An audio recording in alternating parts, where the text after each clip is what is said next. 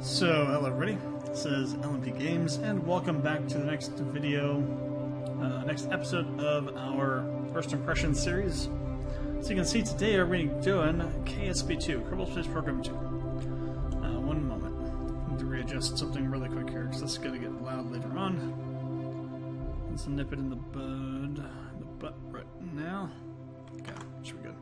So, those of you who don't know what KSP is, KSP is a game series that's been around for quite a while. KSP 1 came out in like 2010, and for the last decade and a bit, it's been one of the better space sim games that's been out there.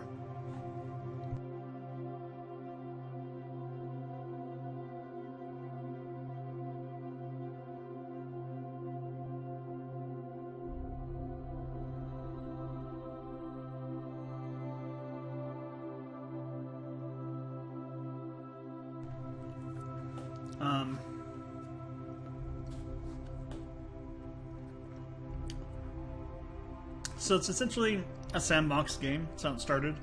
KSP 1 has a bunch of different modes in it too, though. It has a science mode, which is kind of the sort of sandbox mode, but you have technological progression through completing missions and getting research points to unlock new technologies. You have the sandbox mode, and everything is unlocked, and you can just build whatever you want to and do whatever you want to.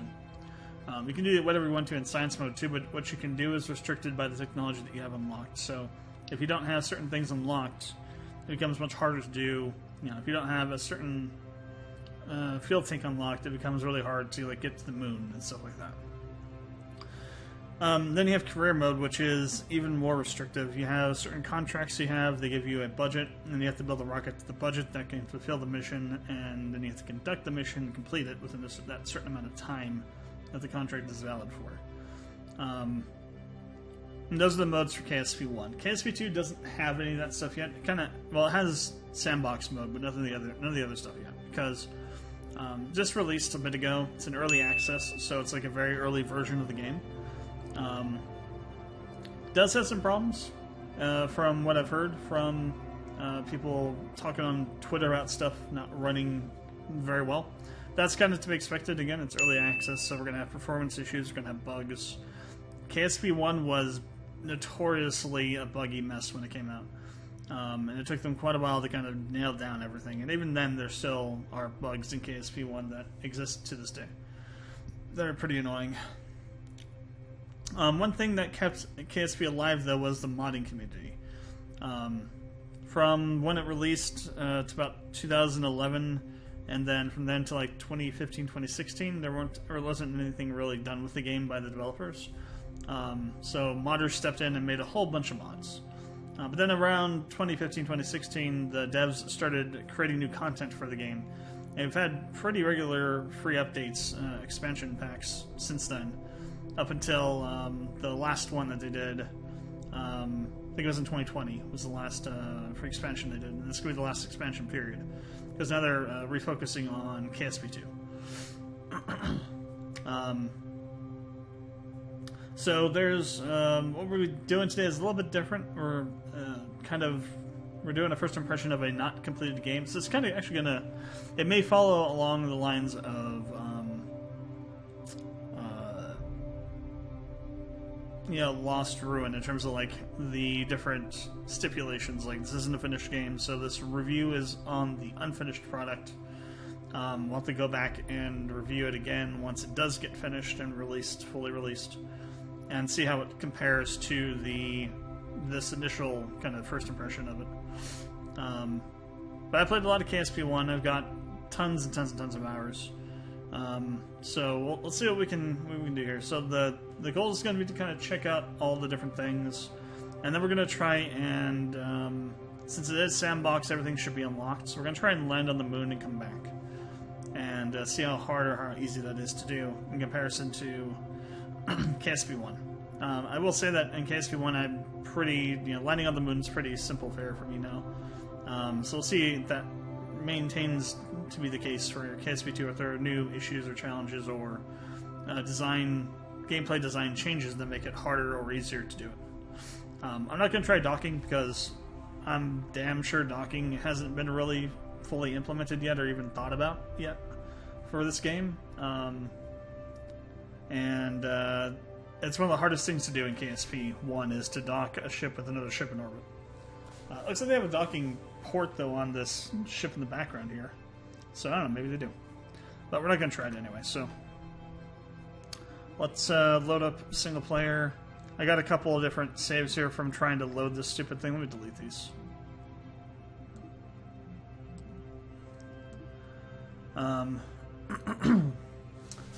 So, the first time I tried to do this, I had an issue with the game crashing. It actually crashed, and then the second time it crashed again, but this time it took down my entire system with it.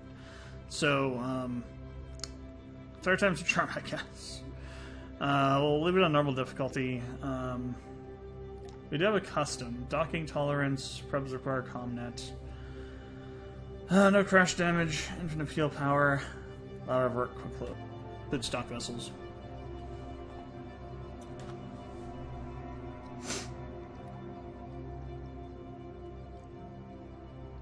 We'll just leave it here on normal.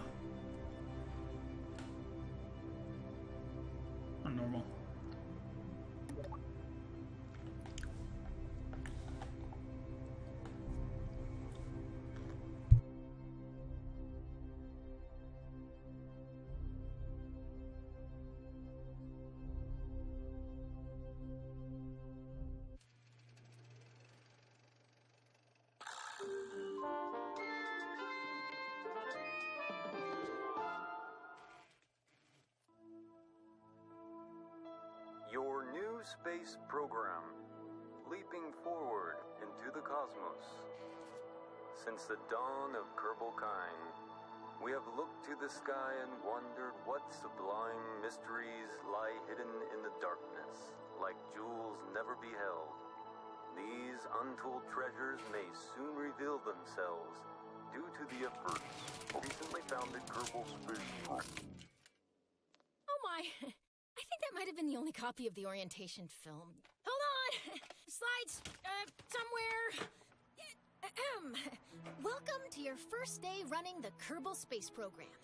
This campus hosts the greatest ever gathering of astronomers, astronauts, and engineers. After years That statue was of Lord focused effort, Jebediah. this collection of geniuses has created I like this. several very impressive buildings. We believe Very we have impressive. all We the have built necessary buildings. pieces to take our first steps off the ground. The best way to advance our technologies further is to get up there and learn by doing. All we need now is somebody to show us how to put all these parts together. Well, we also need somebody to help us out with the flying. We need a lot of help, actually.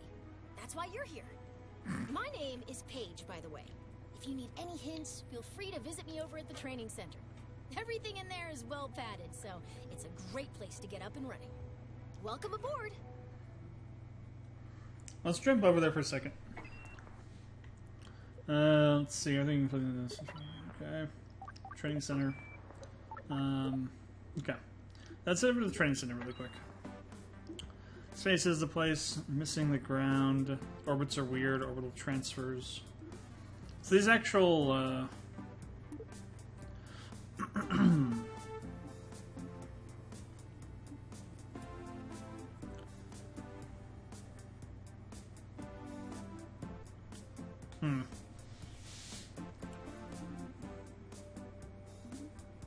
So this is like the tutorial in the original game. It's actually going to be a series of missions that you undertake.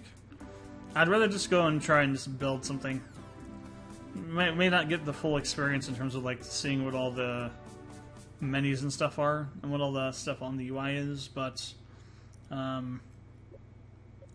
doing that training's just going to take a while, and I don't want to, that would make this become like a 3 or 4 hour video. I don't want to make it that long. So, yeah, so like this I think is the research building, and it's not even enabled right now. So, science mode is definitely not in yet. So already we got some changes to the UI I can see here. We got this button up here, which is the main menu. Okay. We got this thing over here, which allows you to pick the buildings specifically that you want to use. We got a bunch of different launch pads. Interesting. Boat launch. 2 runways and 4 launch pads. A lot more than the original KSP. But then we also have the warp timer down here. This used to be up in the top right corner. Sorry, top left corner. So that's interesting. And it looks like it's a little bit different. We got time warp scale in here. It's kind of interesting, like the graphics of it. Like this circle is like really pixelated, right? It's like it's almost an image and not a vector graphic kind of thing.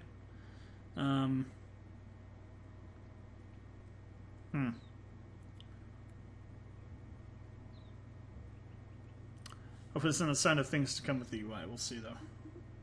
Let's just jump right into the VAB. So the VAB is where you build your rockets at. Stands for Vehicle Assembly Building. Oh boy. So the UI has definitely changed. Page, welcome to the VAB. Parts picker. Okay. Okay, and for example, you can use the reports to engineer's report to see if you have a thrust to weight ratio over 1, which means it will actually launch off the pad, which is a good thing. Trip planner allows the pilot to set a destination, ensure a vehicle has the ability to get there. Interesting. And then launch. Training center. So trip planner. So round trip from Kerbin to the moon.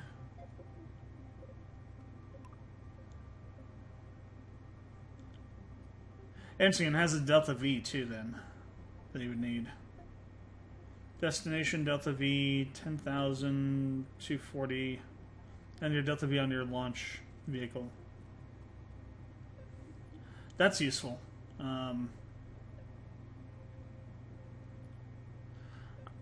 Okay, so down here, what do we got? We got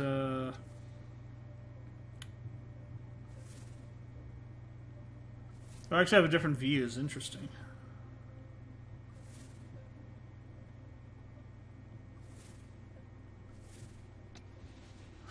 That's interesting. Didn't have that in the original game. Center of thrust, center of mass, center of pressure. You had those. Workspace orientation. So I guess you have a horizontal mode for working on planes and things. This is the symmetry mode, so this allows you to add more parts when you're adding them on, so you can like add more than just one wing, you can add multiple wings at a time. This is for snapping, so if that's turned off, you can just move everything wherever you want to, as opposed to having it snap to certain places. So we have selection tool, we have the translation tool, which allows you to do precision alignment. I also have assembly anchor, I'm not sure what that's for. All these UI elements are very muddy. Like, they weren't made... These look like they're just regular PNGs or something, not actual vector graphics. So they're very pixelated. What's this? Launch assembly. Color manager. Oh, so there's a color. Okay, we got color manager down here. So I guess we could just change our part color with this. It used to be that you would have skins for your parts. So that's cool. It's annoying that it can't move past... Like, it's stuck in this one position, right? Because then we need to, like, move things around. How do I close this?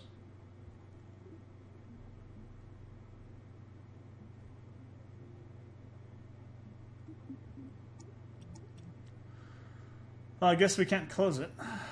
So we'll just move it out of the way. So there are some things wrong already. Early access, though, there's going to be stuff like this. That's all there is to it. But that's still annoying that they didn't even add the close button to the color manager. Anyway, so the first thing you need to do when building a rocket is you have to put down the command module, or the part of the rocket that's going to...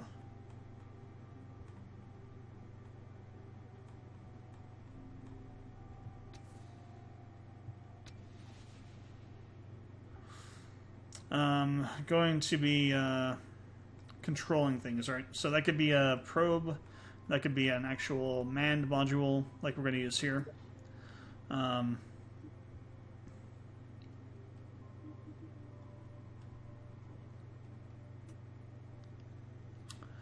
So that's where our astronauts are going to go into, or Kerbals will go into. We need to add a couple things to this, first of all. We need to add a parachute. Should be underneath utility. Oh, that's way too big. We need to do extra small.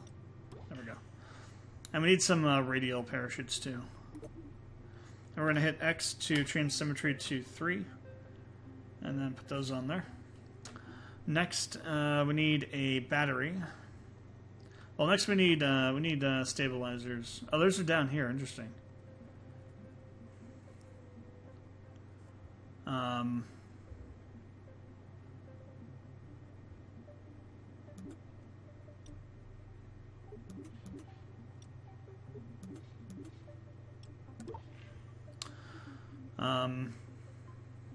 I don't remember if those were there in this category before or not.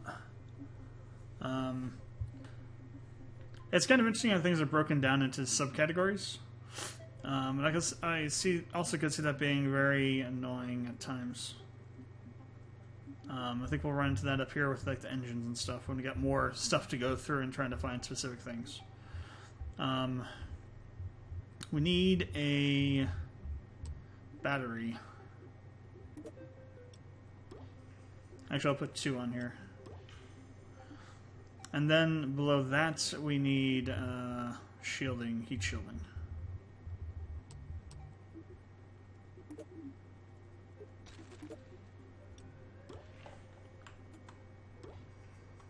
Okay. Then we need a decoupler. So we can disattach the next part of the rocket from this part. Or detach, I should say. Then we're going to put in a fuel tank.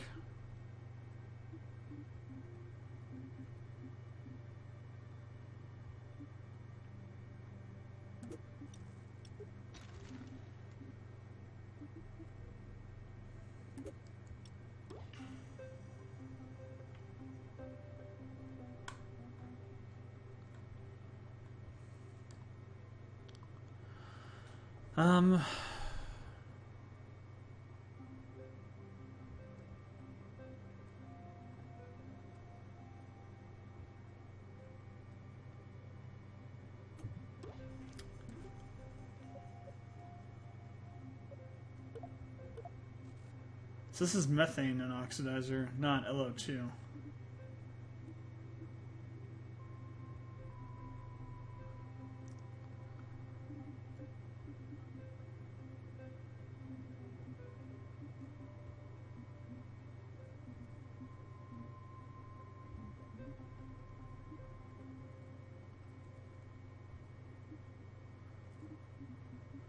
Huh.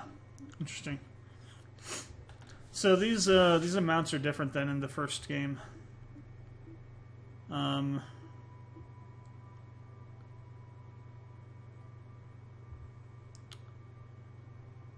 So we're probably gonna have to use this then, which kind of sucks because it's a massive tank.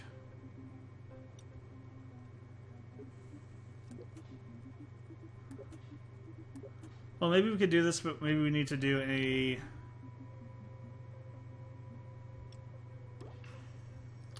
4 on the outside, instead of just 3 like I normally would do. Alright, so now what we need to do is we have to put an engine on the bottom of this. So we're going to do the Terrier here.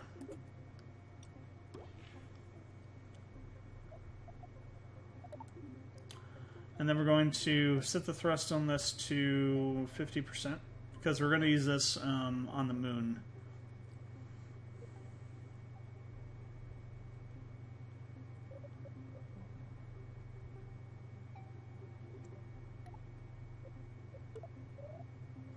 Then we're going to copy this using Alt-click to pull that off of that, and we're going to add a decoupler, a radial decoupler.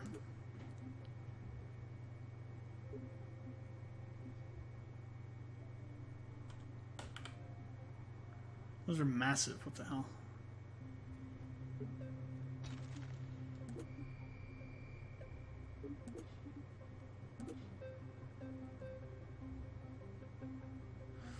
Aerodynamic decoupler? What the hell? These are new.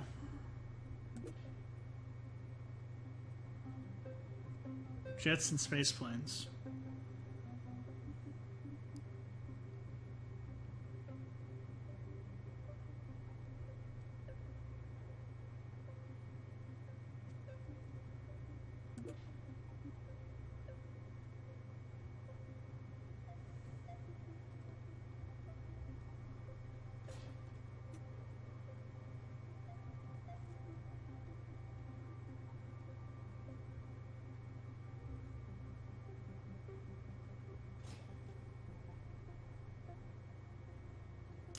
Okay, then we need, do we have any nose cones?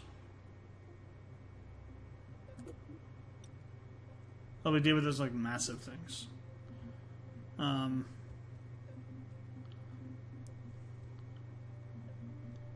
Let's have to wait on mods to add in nose cone fuel containers. Let's go to aerodynamics then.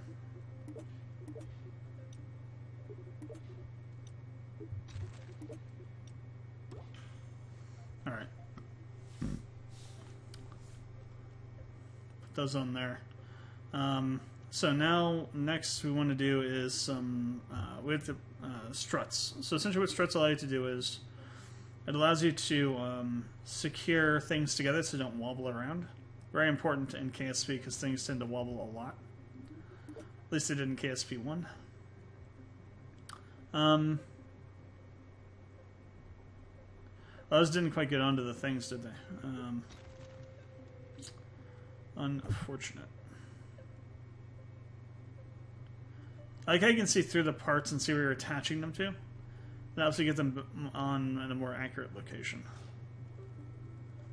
I wasn't paying attention to that earlier. That did, however, destroy my struts that I put on there, which is annoying. Luckily, there wasn't too many. Sometimes you can have pretty complex strutting, so if that's going to happen all the time, that's going to get really annoying. I don't think we need to have anything that goes from here onto there, because this is a very small, small booster, and this is a small...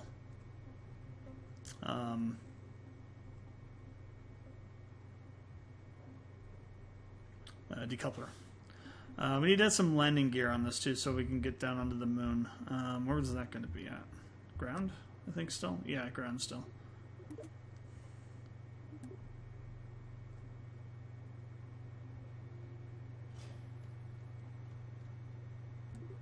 And if we extend these, perfect. Okay, so those are done.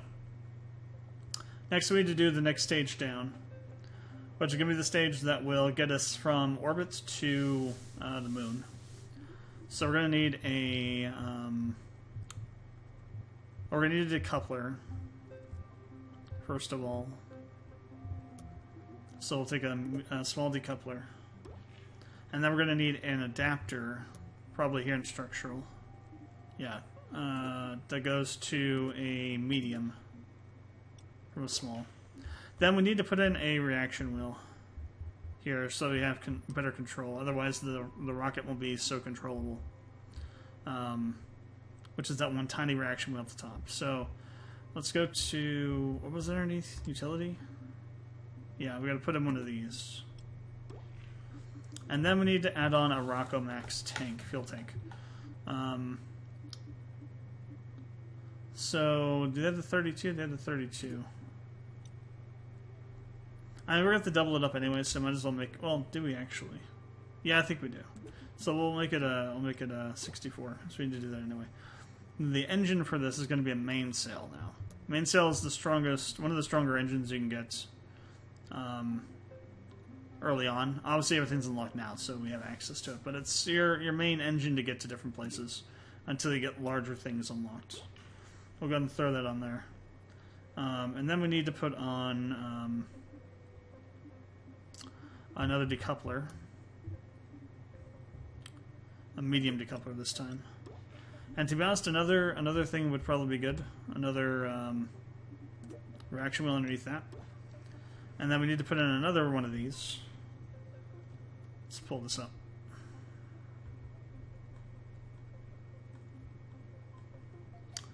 So I'm actually just going to pull this off, this whole bottom of the stack off.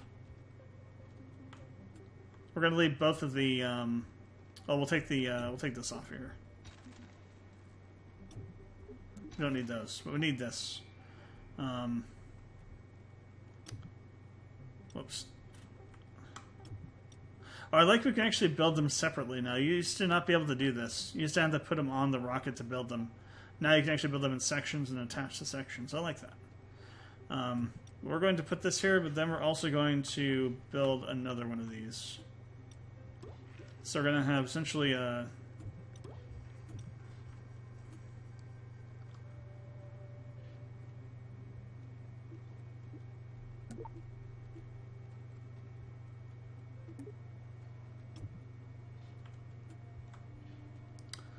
So we're going to have this here, we're going to have this in the middle, then we're going to have this on the bottom, and this is going to go on the bottom of that. And then this we'll just get rid of. So this will be our main lifting stage. And for these we need to do a couple different things. First of all, let's attach this to the bottom. And then we're going to pull that off again.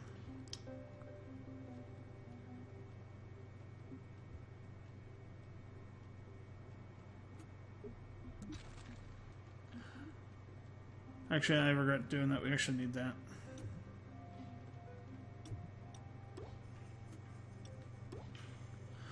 We're going to put a nose cone onto this really fast. And then we need to get a decoupler. So we're going to go to decouplers. We're going to pull out the TT38X. We're going to zoom in and scroll down and go down a little bit here. And we're going to attach this about midway through here. So something like this. Then we're going to take our rocket here. Let me see if we can change our...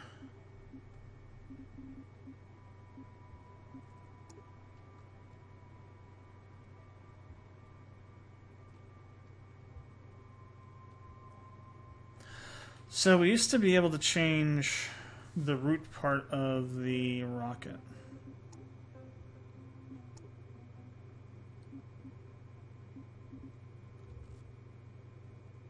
So you could pick your stuff, right, and then change which part was actually the root.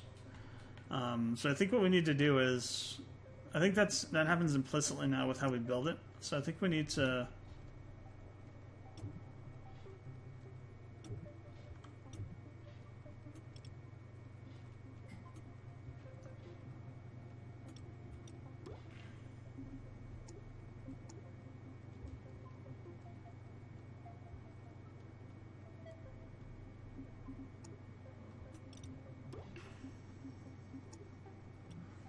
Okay, I think, yeah, that's done it. So now we have this in the middle so we can attach it properly. That's kind of an interesting nuance there. So now if we take this...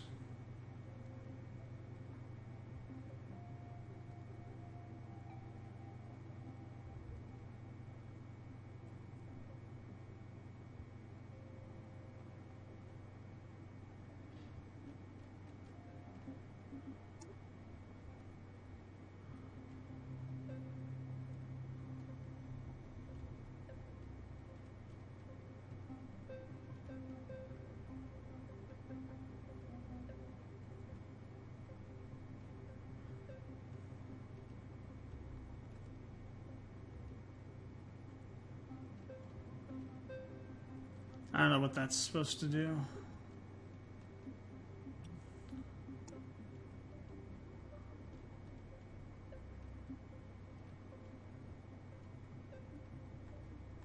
Come on, so let me attach this thing onto here.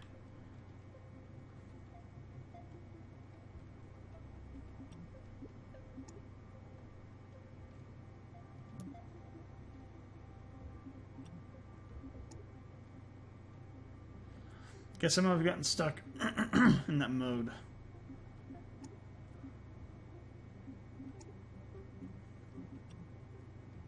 Okay, there we go.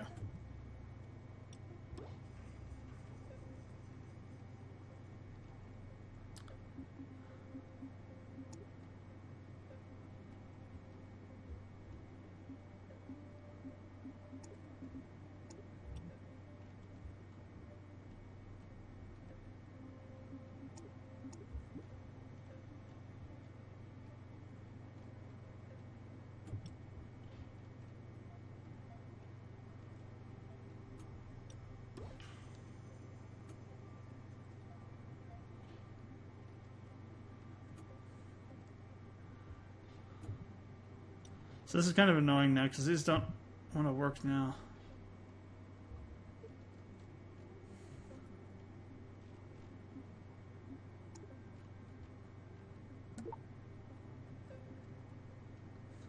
Okay, this systems assembly mode thing is very odd.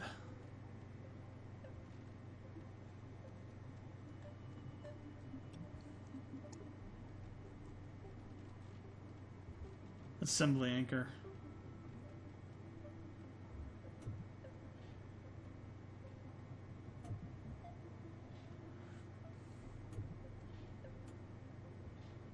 Because now somehow we've changed the route, right?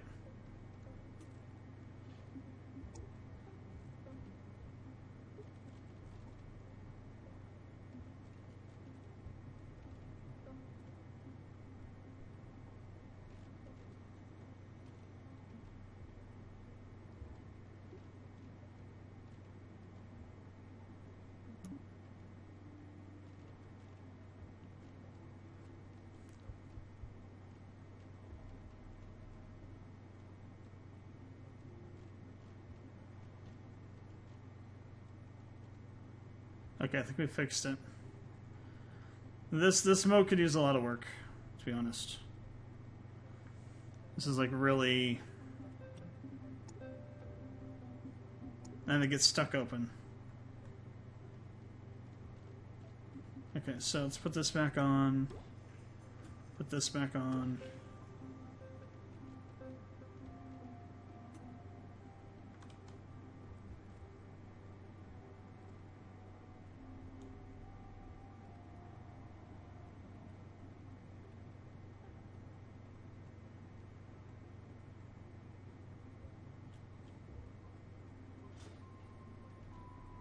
Wait, how are those wait a second, what? How are those connected? Excuse me. Wow.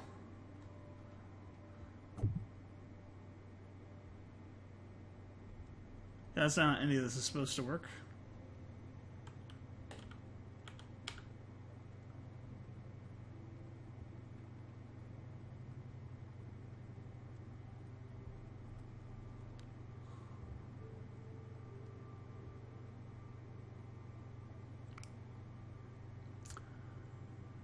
So we get some serious problems here.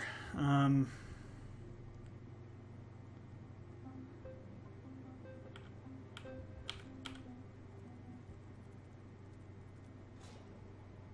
wonder if we could fix this with a rotational... Okay, there we go. That fixed it, kind of. Yeah, there we go, okay. We fixed it. Good. Alright, now let's try taking...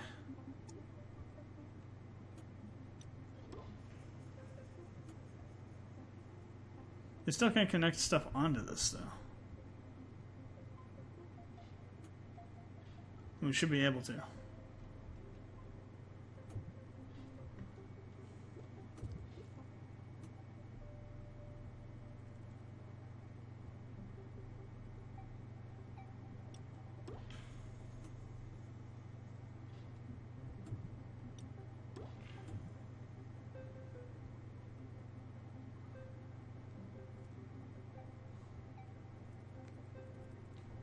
Okay. So I'll need to move this up then.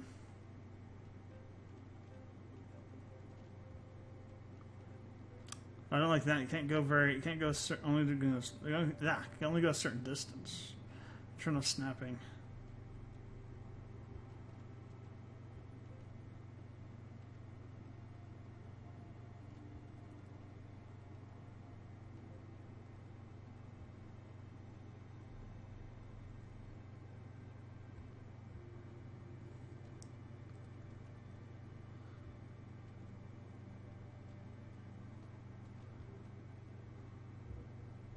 That's not how that's supposed to work.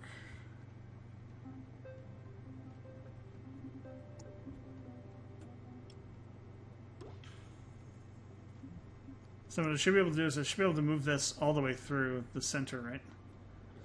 To make this line up down here, but I can't do that. Okay, this is horrible.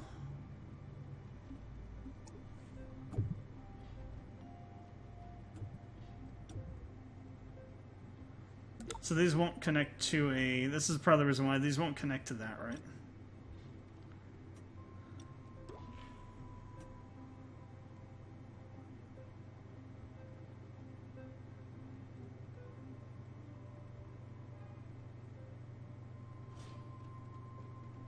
Why is it over on such a weird angle for?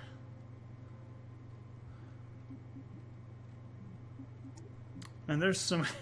There are so many problems with this thing. Holy hell. Okay. Yeah, I can't go all the way down, so I can't line them up properly.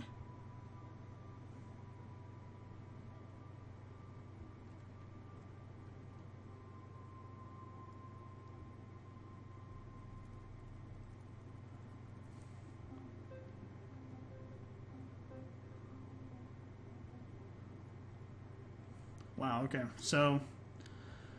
okay, I guess what we have to do then is we have to take these and we have to do them on each section.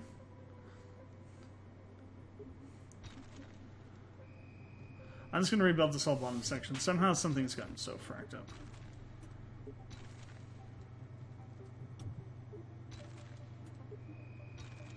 I don't know what or how. Alright, so we need the, we need the decoupler, or the, we need the, not decoupler, but the adapter. And that goes into a medium reaction wheel, into a, one of those, into a mainsail,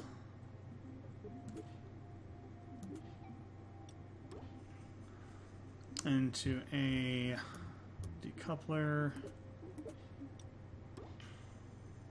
into a reaction wheel, into a tank,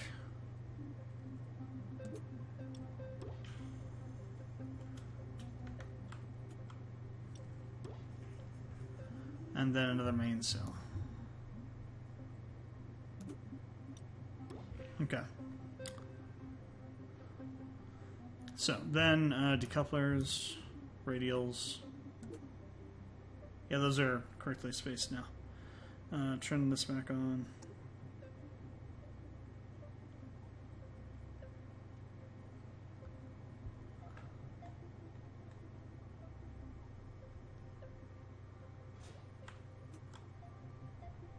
Don't know how this is going to work because they won't actually attach to both of these. So it's going to just be here holding it from smashing downward, I guess, into the other sections. Because you can't actually attach a tank to two different decouplers at the same time. So that's kind of weird that you can't place that correctly. So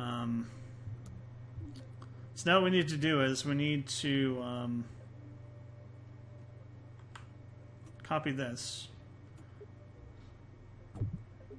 Take these off.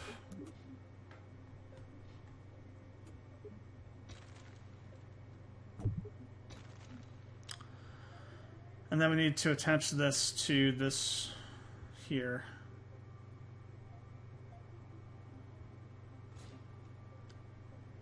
Alright. And then we need nose cones. For those. Okay.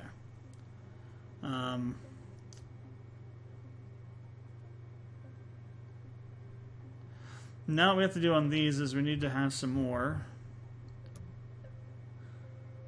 So we only have half the delta V we need at the moment.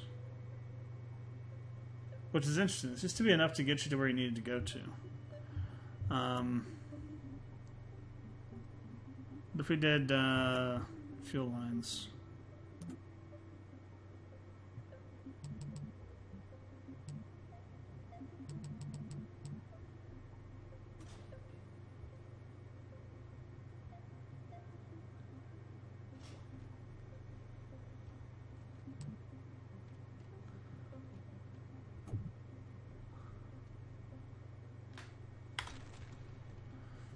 Well, that's interesting. So it actually links those together inappropriately. So the at least the fuel line, probably even the struct placer is wrong. That's kind of annoying.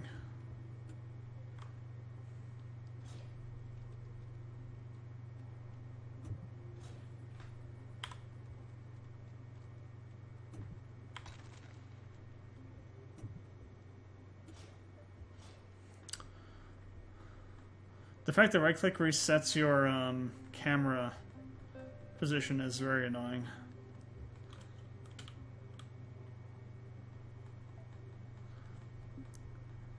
You should be able to scroll this, and it should be the scroll wheel should be the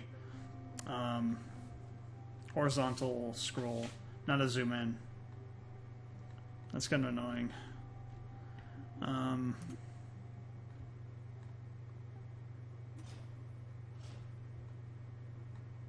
Does this do anything to fuel consumption? No, it's all the same delta V.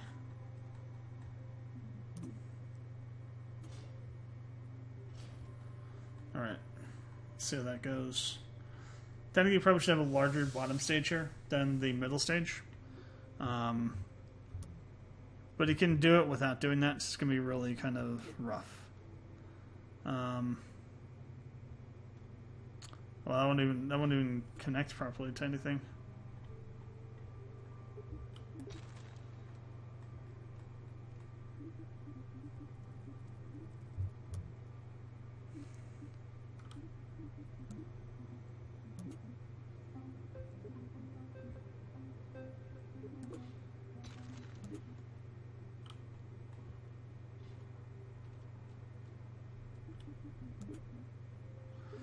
Oh, I can't even put any parts in here anymore. It's not allowing me to do anything. Let me try saving this. Cancel. Save. Oh, cool. We're actually going to have different folders. Test. Save. I want to leave the map and come back in because I think we broke something on the placement of things. So there are a lot of friggin' bugs. Holy hell. How would they not have run into these bugs? I don't understand. You just gotta use the damn thing, you'd find them.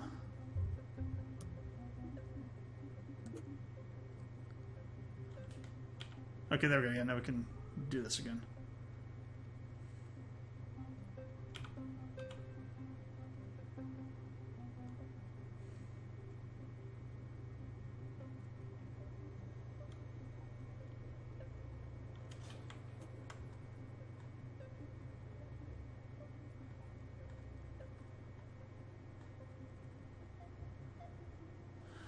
The fun part about this is always trying to get to line up together, right?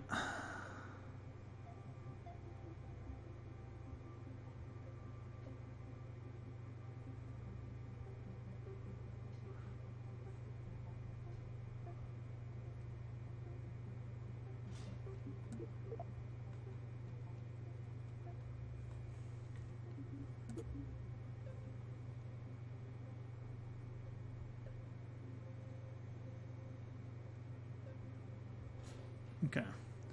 Now the reason we need these for is we're going to put on some solid rocket boosters. Now solid boosters are a bit different.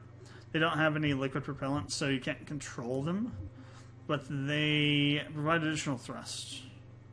Or do we even have solid boosters? Would they be in the other than the engines? Okay. So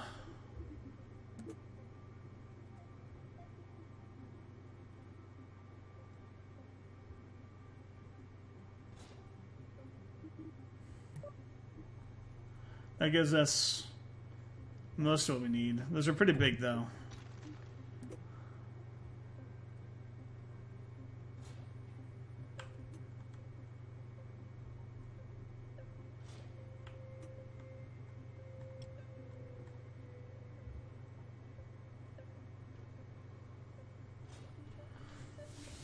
So it doesn't really help us too much. Gets us a little bit higher, but not that much higher.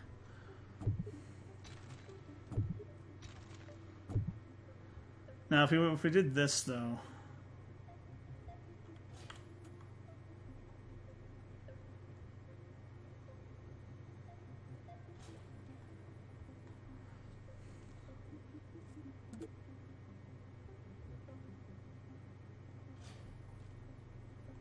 And that still gets us to just there. Okay, so the issue is going to be that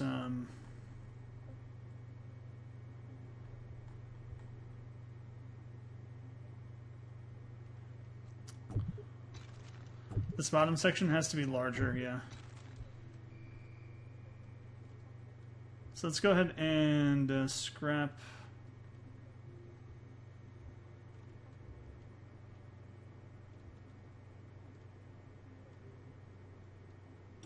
this bottom half. So we still need to have an adapter. So structural, but it has to be to large. And then we need another, we're probably going to need another battery at this point. So let's put a large battery in here. And I would say probably also include some panels, solar panels.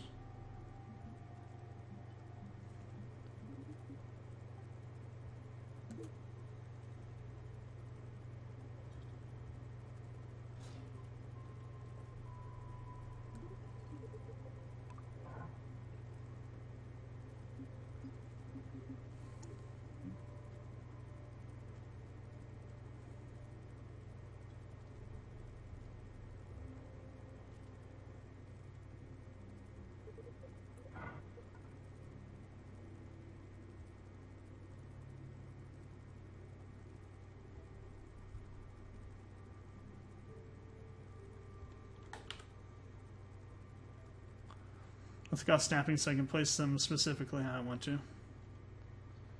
Okay. We'll need those to charge the batteries up once we're in orbit and whatnot. Because we're going to use a lot of power, I think, with this. So we got our battery here. We need to put in another SAS module, large one.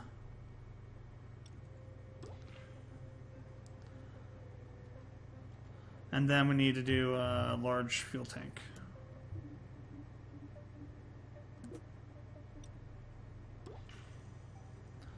Two of those.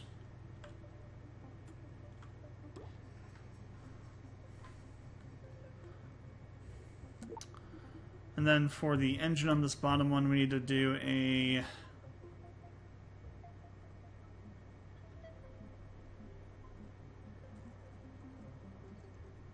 Yeah, we need to do the Mammoth too.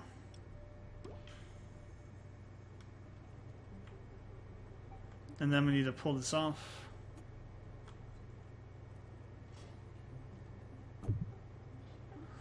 Do a decoupler.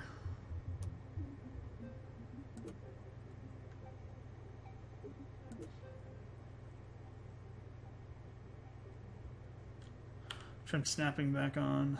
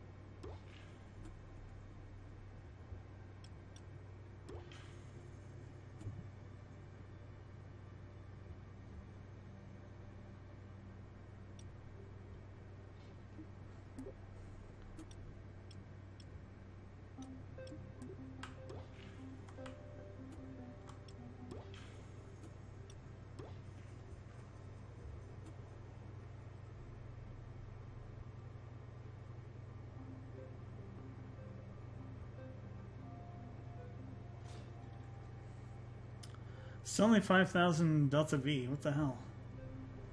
That is not how this is supposed to work.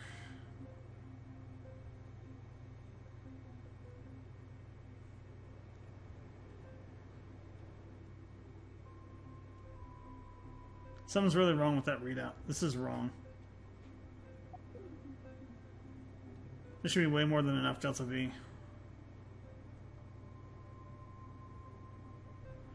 Anyway, so what we're going to do is we're going to do this really quick.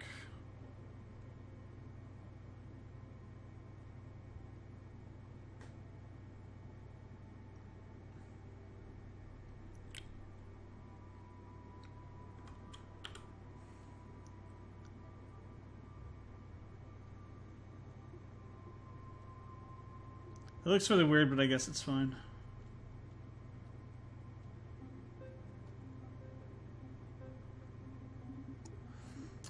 Nose cone, large. Let's redo our fuel lines.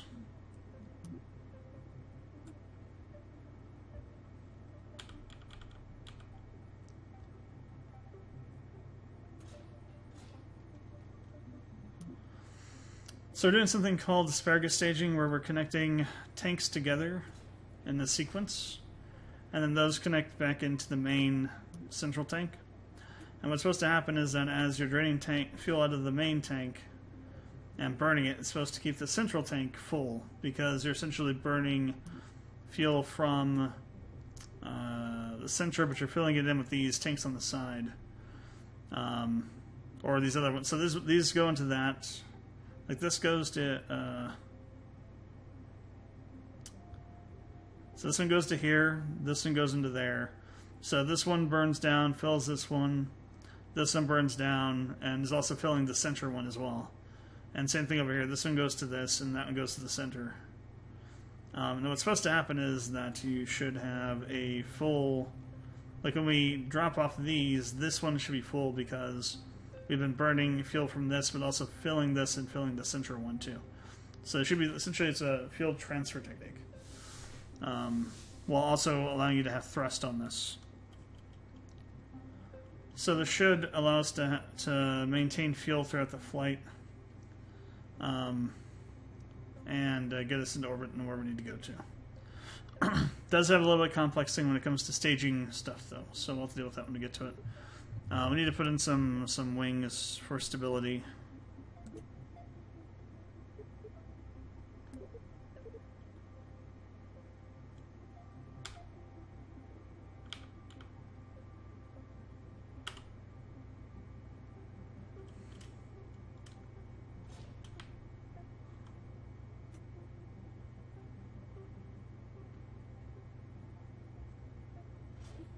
Okay.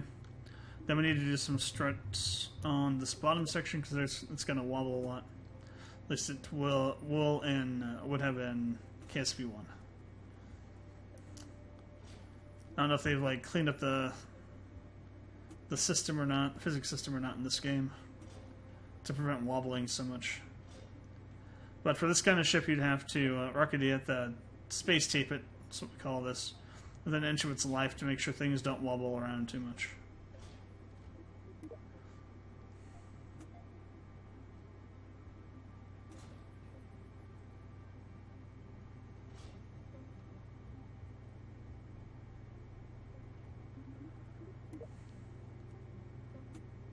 This actually impacts your Delta V now. Interesting.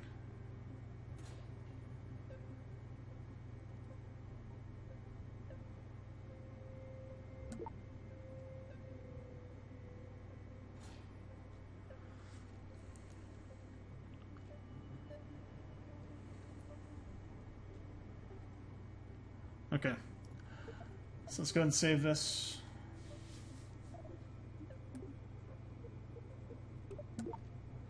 And we're going to go and check the staging now. So for staging, we'll need to do a couple things. First of all, we'll need to...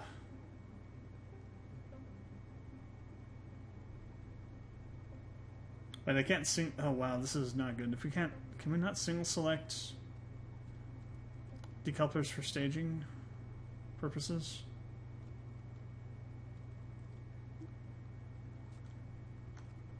We can't. Wow. Okay. This is going to get interesting then. We'll have to decouple them manually. But anyway, we need to move this upward anyway because we don't want this coming off prematurely. So let's get rid of this middle stage here. So the first stage is going to light up these rockets down here. Then as we're going up, we're going to manually set off these decouplers to drop the parts because we can't do it through staging at the moment apparently, since we can't use that. Don't know why I have all these empty stages for. Next we have this separator, which we'll do once we're through this middle one as well. And then we light that engine. Then we decouple that. And then we light these engines.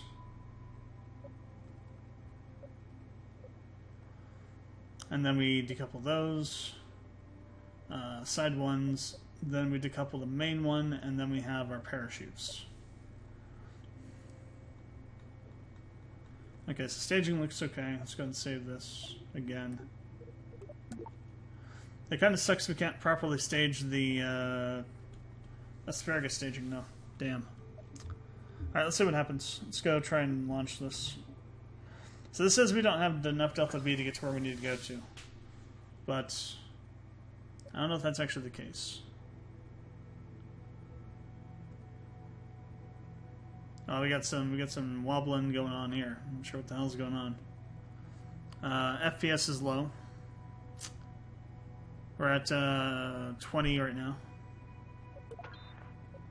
Flight cluster, speed of pause time, staging stack, training center.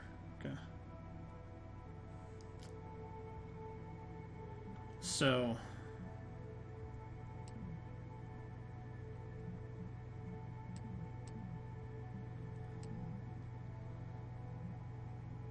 So I think the stabilizers are on. Oh, there we go. Now it is.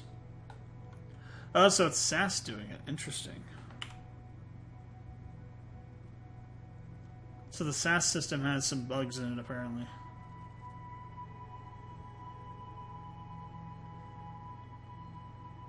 At least at the moment it does here on the ground. This could be interesting. So we're going to set this to 3/4 thrust, somewhere right in there, and then we're going to go ahead and try and launch this.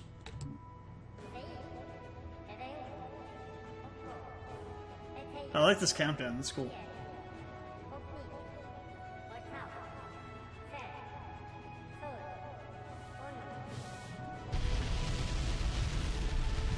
Okay, so just while it's on the ground, it was doing the wobbly crap.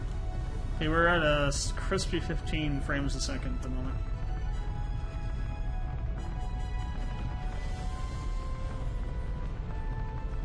Let's try doing our turn here.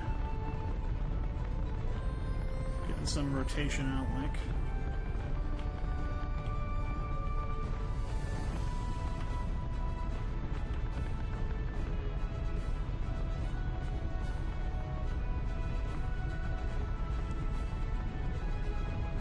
Clouds.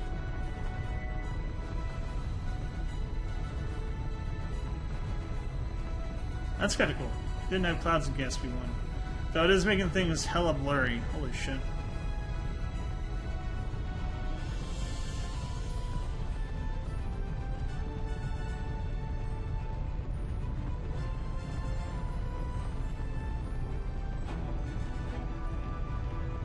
Let's try and write this a little bit off course.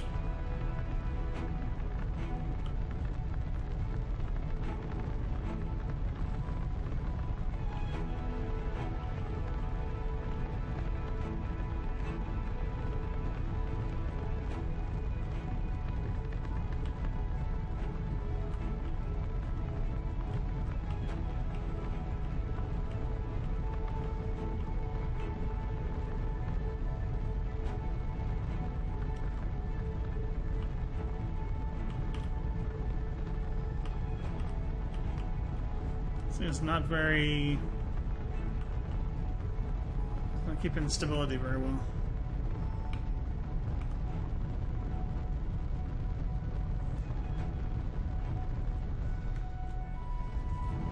I have to go faster, not slower. I want to burn off the rest of these really fast.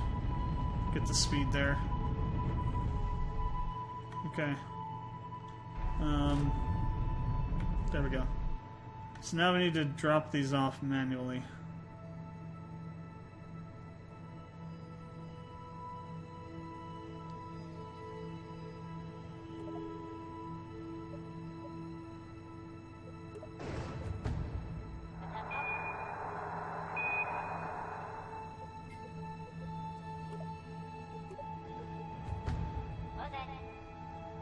Okay.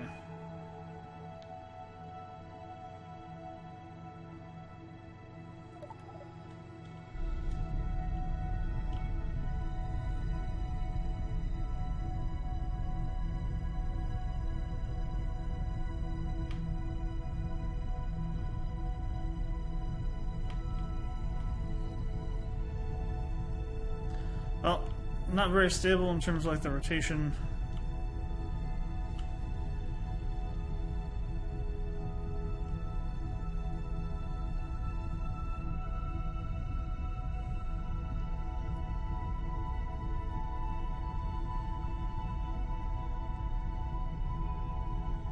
And we're barely, well, we got halfway, I guess, still. We're burning fuel at a huge rate.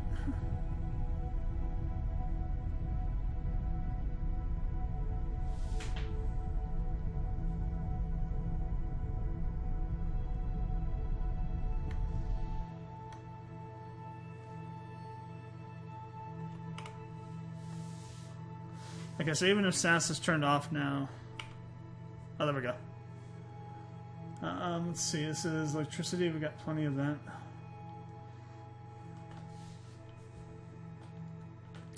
So right now we're waiting for us to get to our apoapsis height. So this is like the peak of the upward arc of the orbit. Once we reach that, we can then try and burn the engines again to try and push out the periapsis, which is the bottom of the orbit. Right now that's going to take us back into the ground. So we want to make that come out to a non-negative number, then something above 80,000. So that's an orbital trajectory. And we'll stay around Kerbin and not get pulled back in to re-entry.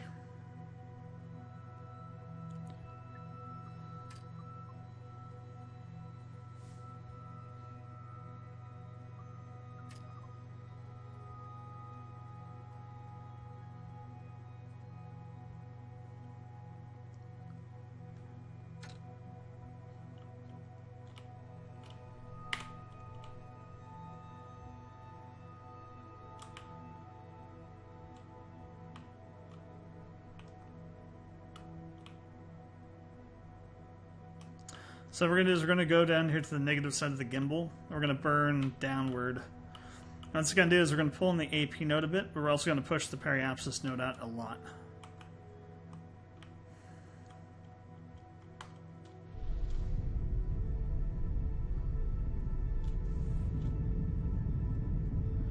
Well, now we're too far. I waited too long to get it going.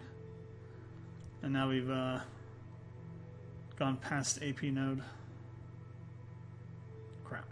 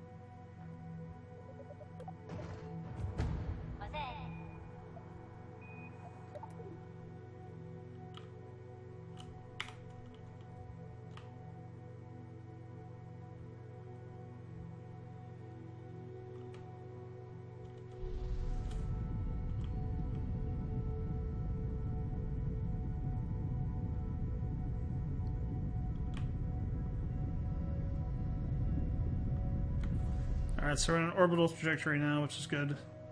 Very messy. There's definitely some problems with the system, for sure. That should not have been that unmanageable.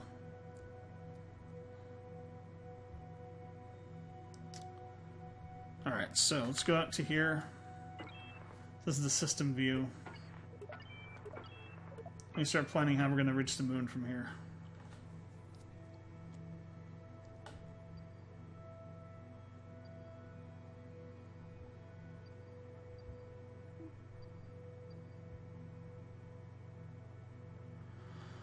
So the moon is where? Here's the moon.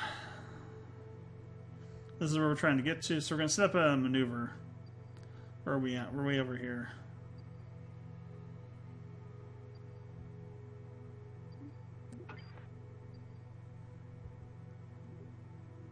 Oh, I don't like that at all. Those are really hard to tell what they are. At least I know what they are, so it's not so hard to... Because I can kind of see it. Like this is radial in, radial out, normal, anti-normal, prograde, retrograde. But they are really hard to see. And if you didn't know what those symbols specifically were, just by kind of looking at the silhouette of them, you wouldn't be able to figure it out. Without going through the tutorial. So what we want to do is we want to burn prograde. I like that we have like a more control over the speed now with this, but they need to do a much better job of getting this thing like displayable and readable.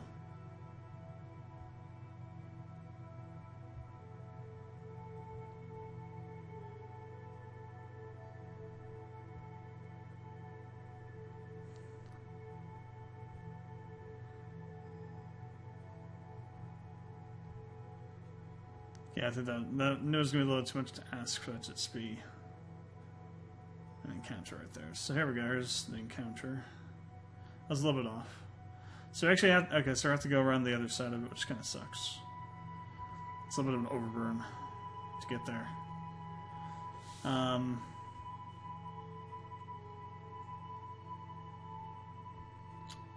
Okay.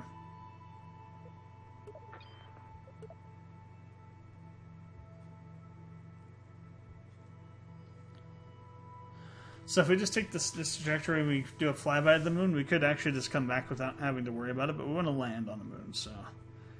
what we're going to do is we're going to use this to warp... Okay, it's warp to maneuver, good. I thought this might be what it might be. So we're going to use this to warp to maneuver. It used to be you'd click on here and you could do it with this, but they moved it down here for some reason. Actually, I like that. So I turn back on... I'll turn off SAS. We're going to warp to the point. Warp to our maneuver. Then we're going to turn back on SAS. And we're going to lock on to the maneuver point. And hope that we have enough time to actually reach it before we need to burn. I think we do. It's just right here.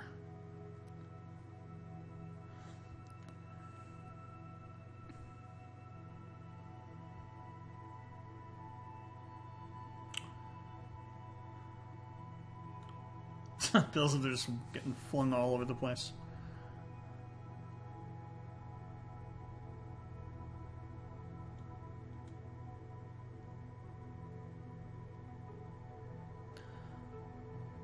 Not quite there yet, so we'll go ahead and go now.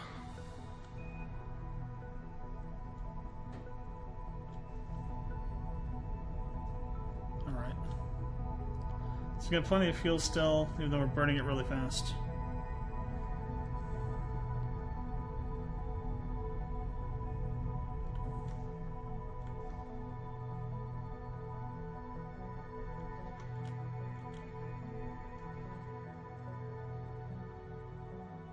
Okay, we got a kind of a weird orbit there, but that'll work.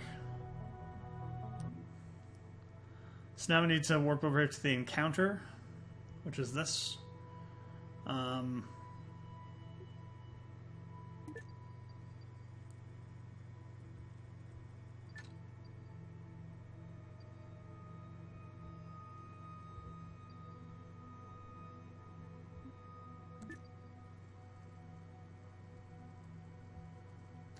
And then at this point we can adjust our orbits to then land on the moon. So we have a lunar orbit here, lunar orbit rather. So we're gonna warp into right about here, and then we're gonna burn retrograde to pull our orbit back in around the moon. So we're gonna point to this point on the maneuver node. We're going to align to retrograde, I should say.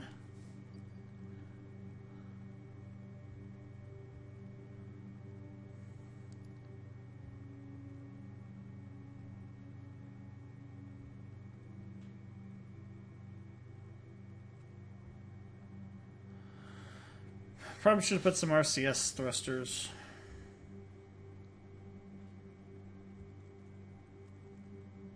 Those are reaction control system thrusters. They allow you to more easily pitch around. We're not using the main engines.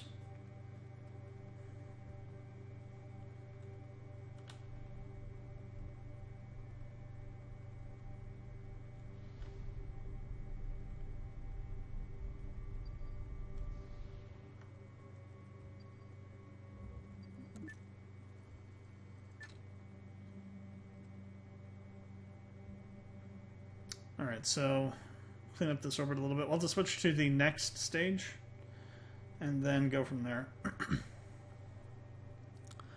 There's not got enough fuel on the stage to finish up the orbit here.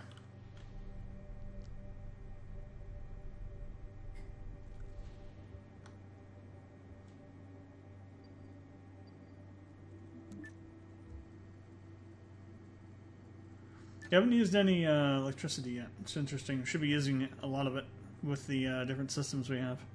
So I'm wondering if electrical output is not, or electrical use is not implemented yet. Because this should have been decreasing throughout this entire flight from the reaction wheels and stuff we have for the SAS control.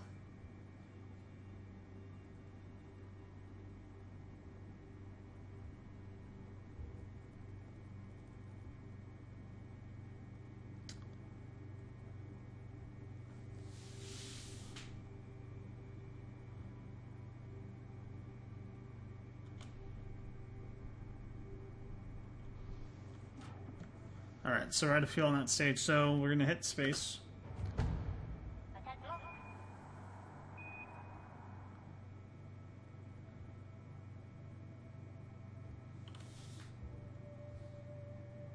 Then we're going to go to this view.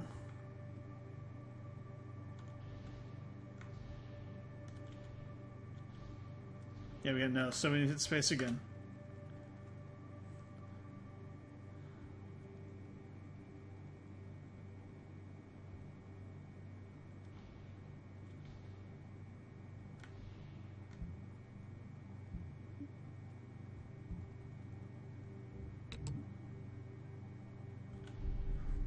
I hate that you have to double hit to activate engines. That's staging bait, basically. So what I mean by that is that if you hit space too many times, you can really screw yourself up by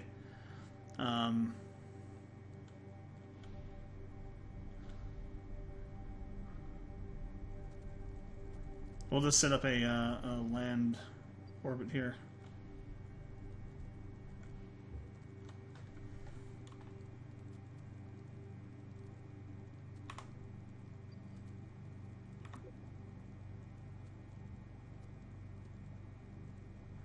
So I think F6 is still...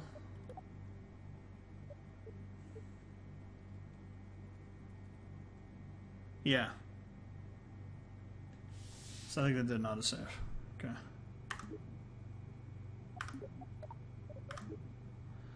Alright, so what we're going to do is we're going to warp to about here.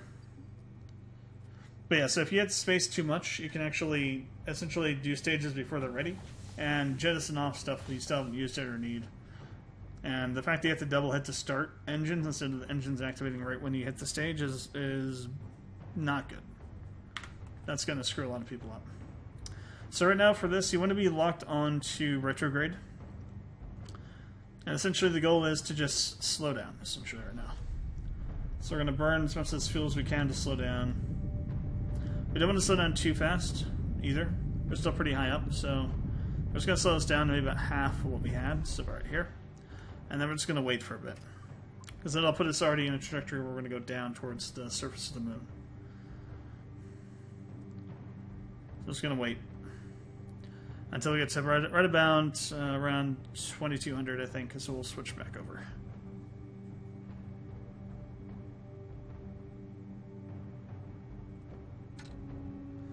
And we're going to readjust again.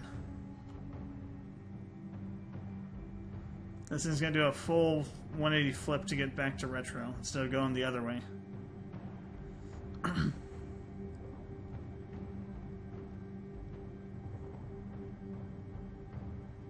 We got plenty of time.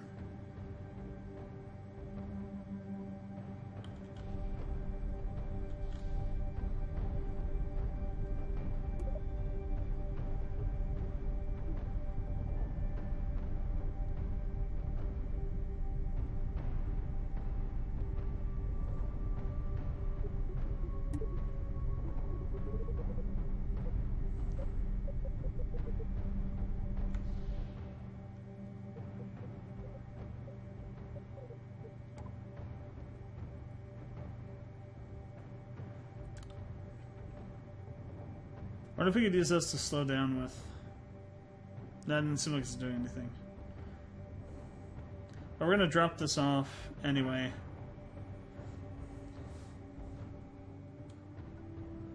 Okay, I actually showed you how much exposure and stuff that we're getting in one of. That's kind of cool. Ground. Alright, so we're gonna burn off some more of this fuel. We're gonna slow us down to 50-ish. And then we're gonna just jettison what's left of this stage.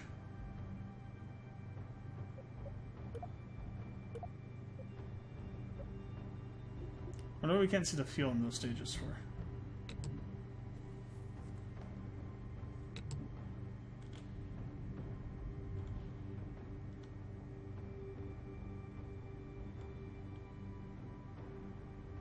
Like, these shouldn't be empty, right? I'm not sure why these have fuel missing. Because it shouldn't have been pulling fuel from these. I don't know. It's weird. And let's get the landing gear going. There's definitely some problems with the systems. They're not operating the way they're supposed to be. That they're supposed to be operating. Let's go ahead and slow down.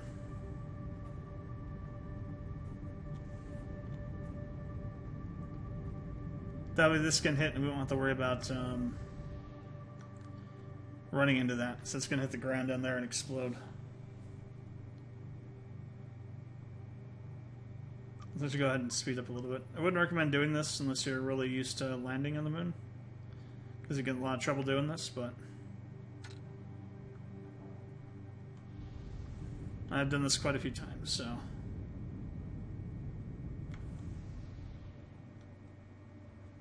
The tricky thing is you don't want to slow down too much. You don't want to be slow for too long. You want to try and keep yourself within, 30 to 50, so you can slow down when you need to. But then when you start coming in closer, when you're about to land, you'll want to try and get below 10 if you can, but not too fast. You want to be landing at like around 6 or 7 meters a second.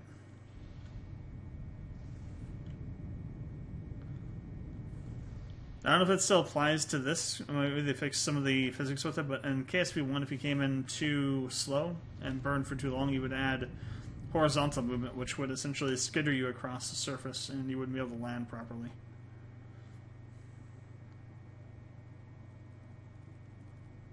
It seems like they got some of that jitter, some of that jank out of the system, though, because coming up was pretty easy. Relatively speaking. Like, that rocket in KSP1 would not have flown, period. It would not have gotten up to orbit.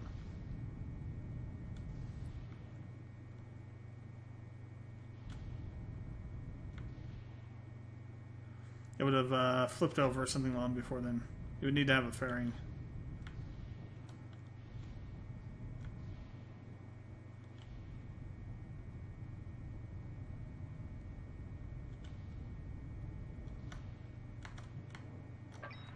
Alright, we're on the moon.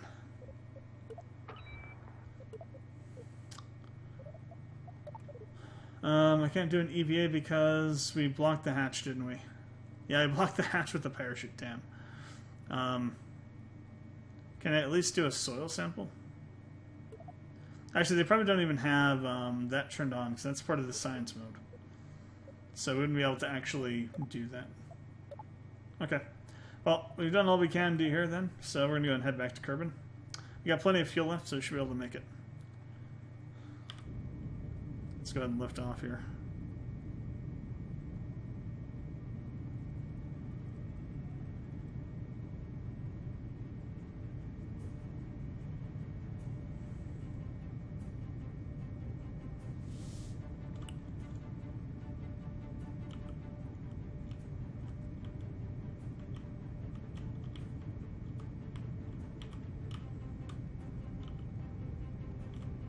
It's pointing towards Kerbin a little bit more as we're coming up here.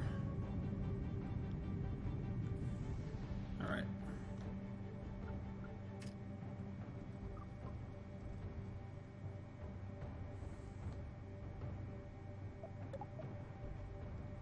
Oh, we're in this mode. Actually, I did go. Okay, never mind. Actually worked.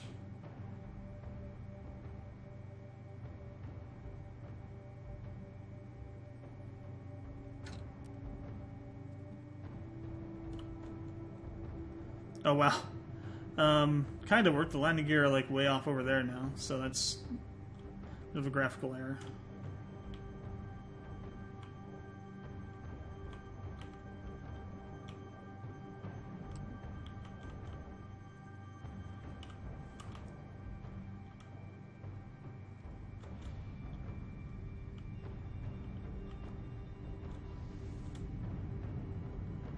Okay, so we just want to bring the periapsis out, and then we can plot a course to Kerbin.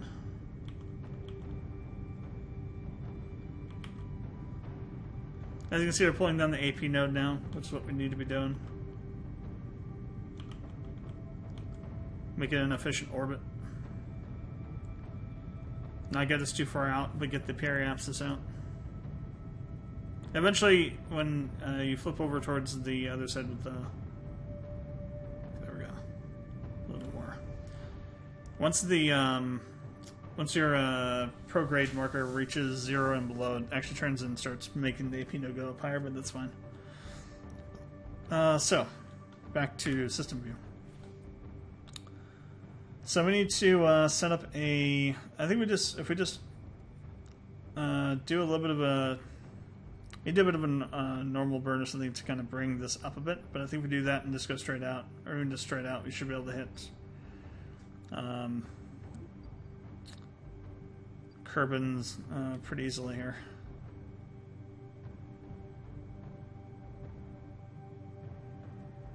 I was looking for the first point at which we can get a, there we go, orbit to Kerbin. I'm just going to pull back a bit so we can clean that up a little. I'm going to burn as little fuel as possible for this. Alright, doesn't matter, any orbit around Kerbin will do.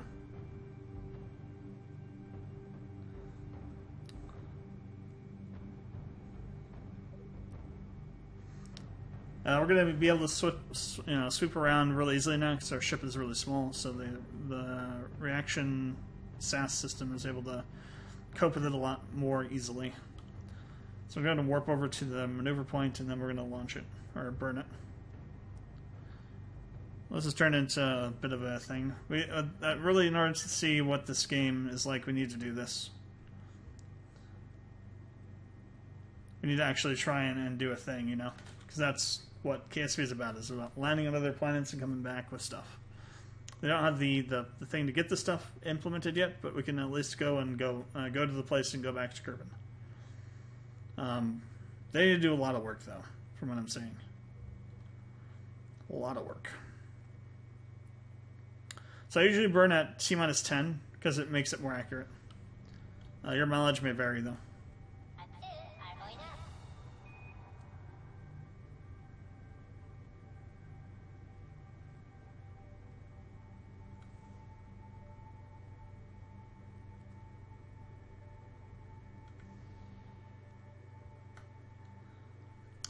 So we're going to end up back into an orbit, not an orbit, with a intercept with the moon really fast. So let's actually go ahead and clean this up a little bit.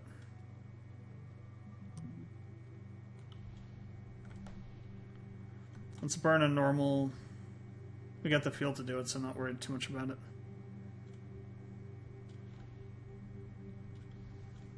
Oh wait, no, anti-normal. I always get these confused. It also depends on which side of the AP and PE node you're on. We need to flatten this out a little bit.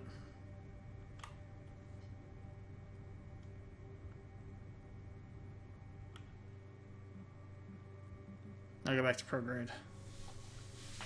And I'll burn this.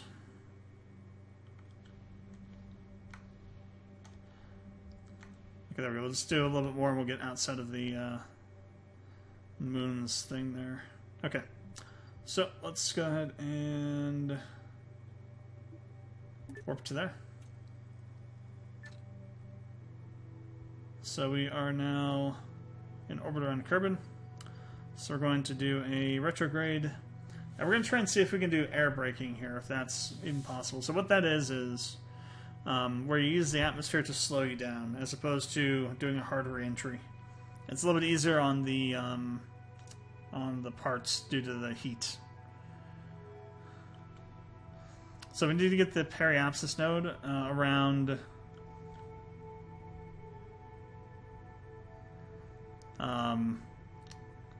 35, I'll say 48,000 kilometers. God, that is a massive intercept with the moon.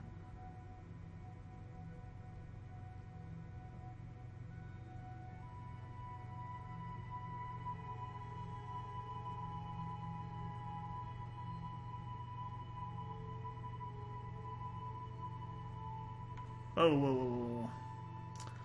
Too much.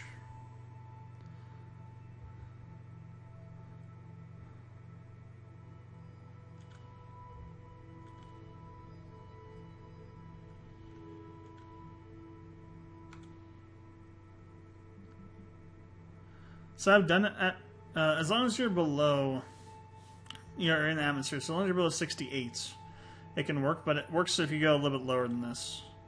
You want to be around 40 to 38, really, on the first pass.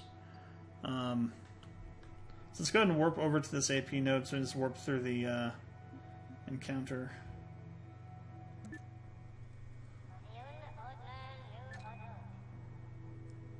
Alright, we need to readjust, because that did alter our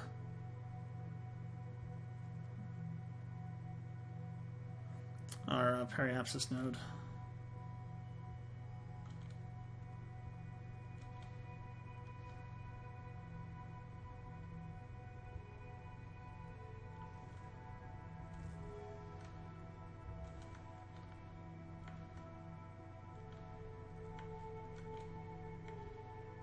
Okay. We'll see how this works. Let's warp over to here.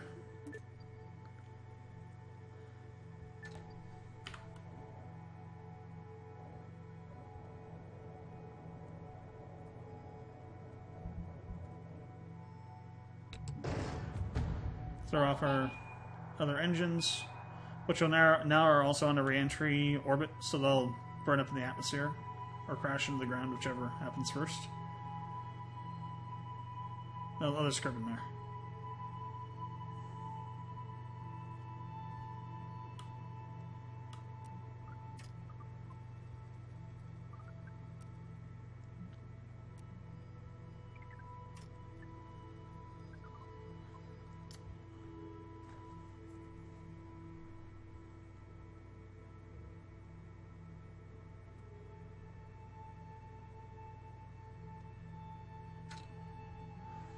Alright, let's go ahead and drop off the other part here. And let's see how this goes.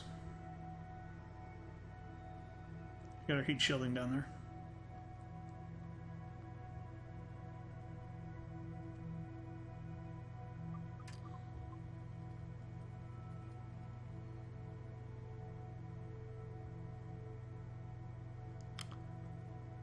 So once it gets to around 58, we'll be in the atmosphere proper.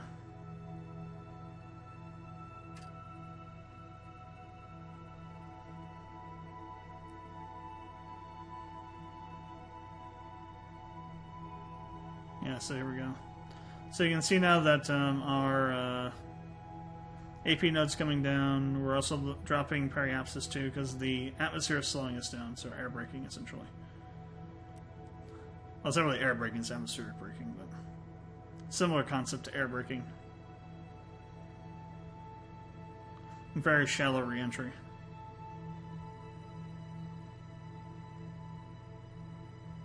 So they must not have the atmospheric stuff up yet, so because we should be on fire right now. We're not generating any kind of heat, as far as I can tell, at least not visually.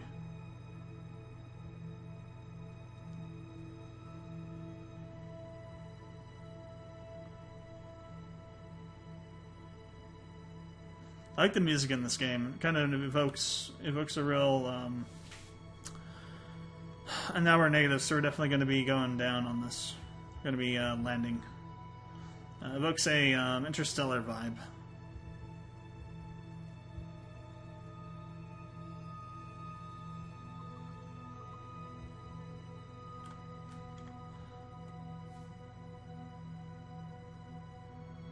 Alright, so we're definitely coming in over land, I think. Or those are clouds, it might still be ocean. Your goal is usually going to be to land over ocean. Oh, we're going to be near the KSC, so we're definitely going to be over land, probably. But if you can, your goal is to land in ocean, because that's the easiest way you're going to survive. Let's go ahead and activate the chutes here. I guess they already are activated.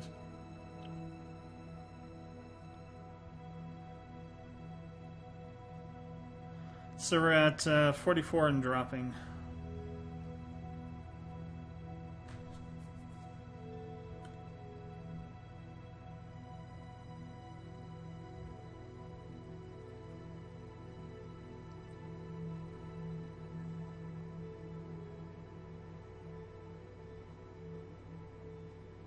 Okay, coming in.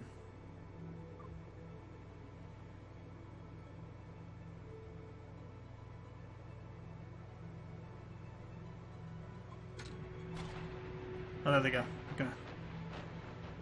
So chutes are deployed. I just gotta wait until they get to a point they can deploy fully.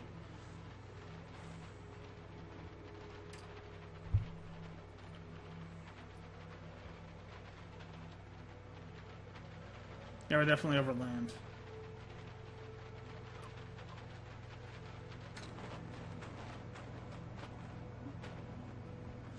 So I'm going to trust that they didn't do the same thing they did in KSP1, which was stupid, which was that the altimeter was always keyed to sea level, and the chutes would open up and deploy at that 1,000 over sea level. So if you were over land that was 1,000 meters high, they would deploy as you hit the ground. It seems like they did. This is deployed already, so we're good. They fixed that in like the last update, which is insane. Or not the last update, but it was one of the last few. They put in a change so that the altimeter could be switched to ground or sea level, to your actual altitude over ground or to the sea level calculation.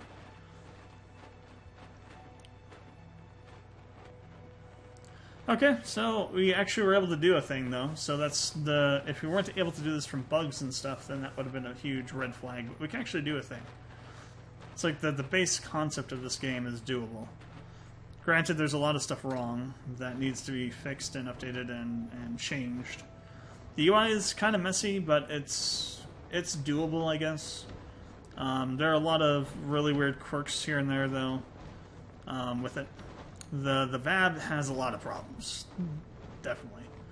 All right, let's see how heavy or hard we hit. Okay, cool. We landed. We're good. We have returned from the moon. I guess we have to go to the menu to do this now. Yeah, recover vessel.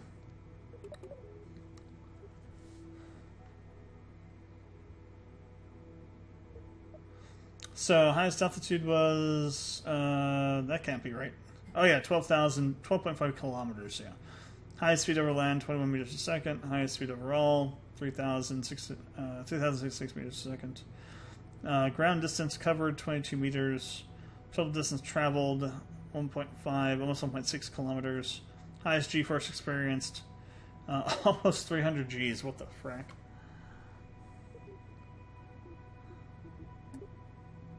That's insane. Okay. Let's give the review here. So, KSP is a really interesting game. It's a game that I am obsessed with. I've been playing KSP1 for a long time. I actually have a KSP1 thing that I'm doing, playthrough or let's play that's been paused for a while because of bugs with mods I have. But I've been looking forward to this game a lot ever since I heard about it in like 2020 when they announced it.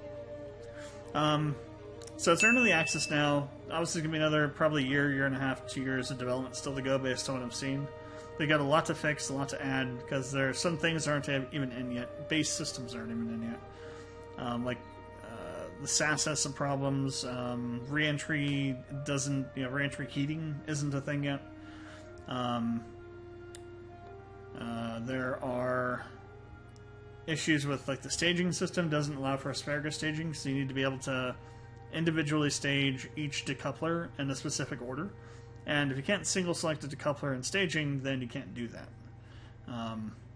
which makes it very hard to do. I would assume if you'd single place them, that you'd be able to do that single select. But if you place them as a group using the symmetry tool, it seems to hard group them together, and you can't ungroup them, which is bad. They shouldn't have done that. I don't know why they did that for. Hopefully they change that, because if they don't, then that's going to remove asparagus staging, which is required for some of the further stuff like Duna and Elo and stuff. You need to have asparagus staging to reach those places, among other things. And then there's other things like colonization and interstellar travel that they were going to put in too, which are not even in yet at all, even conceptually. So there's still a lot for them to add, still a lot to fix. There's lots of things that are broken that don't work the way they're supposed to, need to be fixed. So with all that in mind, let's go forward here and review this. So gameplay mechanics and design. I mean, it does what it's supposed to. You can go to the moon or go... Well, we went to the moon and came back. Didn't have any huge problems that prevented us from doing it, though. There were some really weird issues with building the rocket, staging it properly, and then during flight the fuel didn't burn down correctly. And some of the kind of weird oddities here and there. But we still were able to get there and back without much problem. So at least for like the base level of functionality, it's there. But they need to fix so many... There are so many problems in the VAB. There are so many problems with just flight in general. I would say there's probably around 700 to 800 bugs in this game at the moment, based on what I've seen just with what we did. There's an obscene amount of them. They got a lot of work ahead of them to fix all those. Though it's not any worse than the original KSP. The original KSP was a mess when it came out originally, too, when it first launched. And they fixed that over like a year. Then they added modding support, and mods broke everything again. And again, they cleaned it up, fixed it up, and it is what it is now. KSP1 is like one of the best games out there you can get for like space exploration sim. That's kind of got a cartoony feel to it. It doesn't take itself too seriously. So we didn't try space planes or anything like that. I usually don't use space planes because it's not really something I'm into building and flying, but you can do those. There seems to be some kind of sea-based vehicles down too, which there were in KSP1 as well, but I didn't do those at all, period. There are modes that still haven't been added, so we can't really talk about that. There seemed to be a reasonable number of parts. We actually were able to build a rocket. Even though the Delta V calculation was obviously wrong, because we were able to get there and back properly.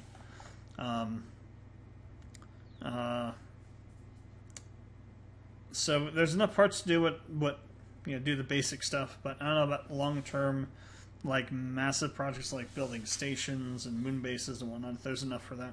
There's definitely not as many parts as there were in KSP1 right now. And there need to be more like medium-sized parts, in my opinion. Like stuff in between the large and extra large stuff. There's like stuff missing in there that we need.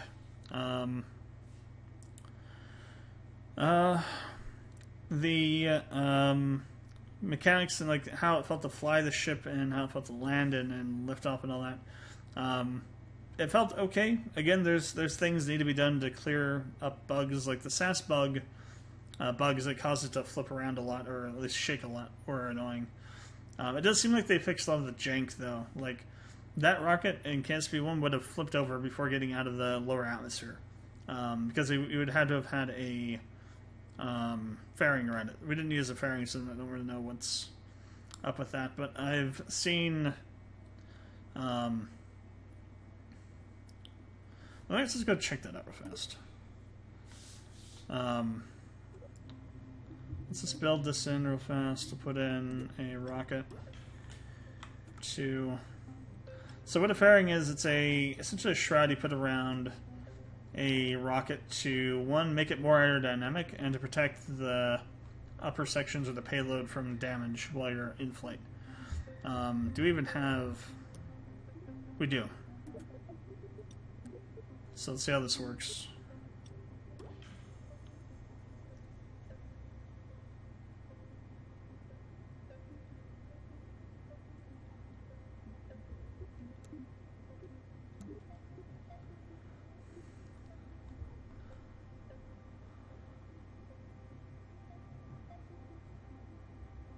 Oh wow, that's interesting. So watch what happens. So I'm going to move this out.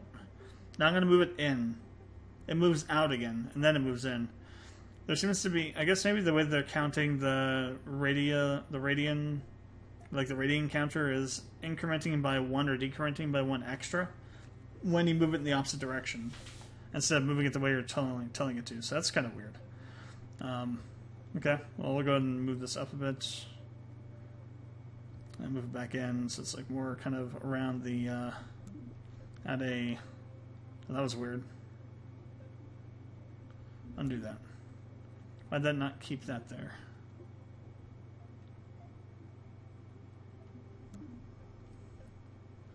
So we're going to move this up. Let's kind of move it around the edge of the... Did I hit the plus or did I hit the minus?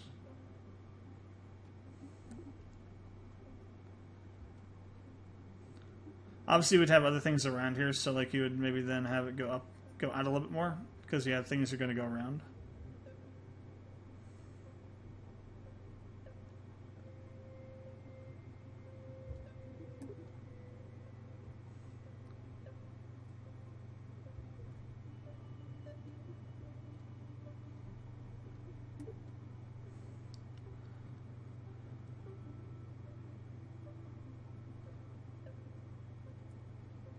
Oh, and the up and down, too, it does it, too. Interesting.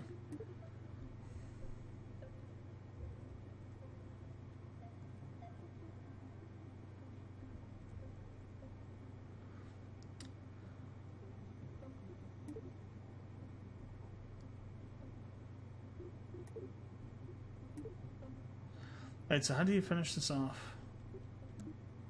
Oh, there we go. Okay. So, we can at least kind of build it. It's not really intuitive as to how you're supposed to close it off. You have to put it up there and hit the thing down here to close it off.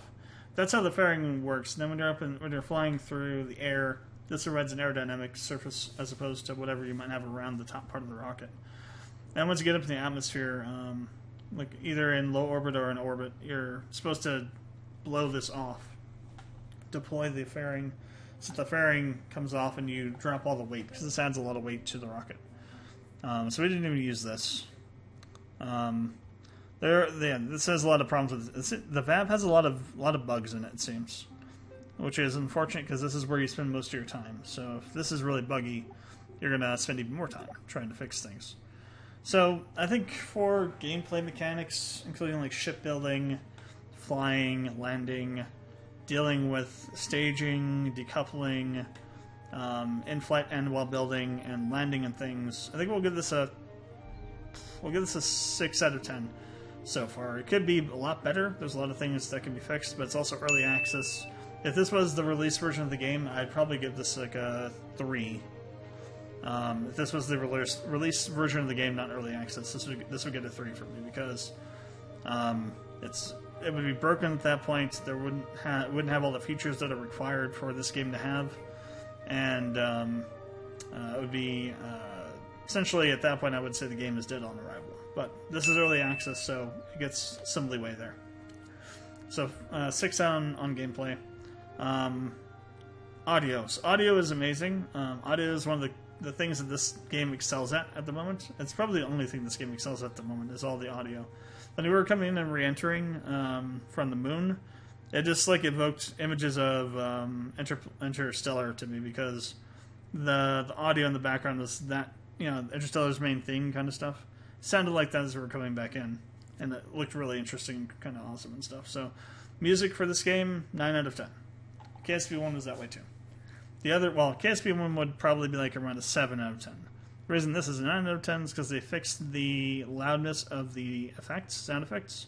In KSP1, if you were anywhere near zoomed into a rocket when you were flying it, you just had engine noises all over the place. Super loud. You really couldn't deal with them very easily to quiet them down.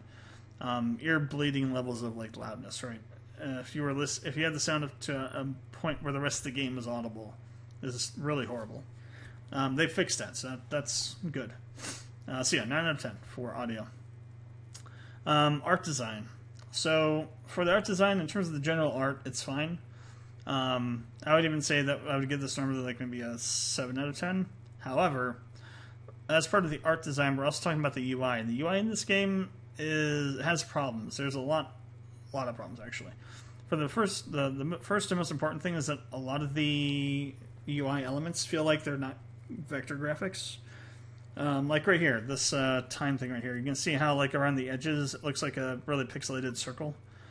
Same thing with this little thing around the UT here. That's because these are not vector graphics. Vector graphics would be just like an actual line, solid line, straight line in a circle, not be like a pixelated, almost like a marquee tool sort of built circular object, right?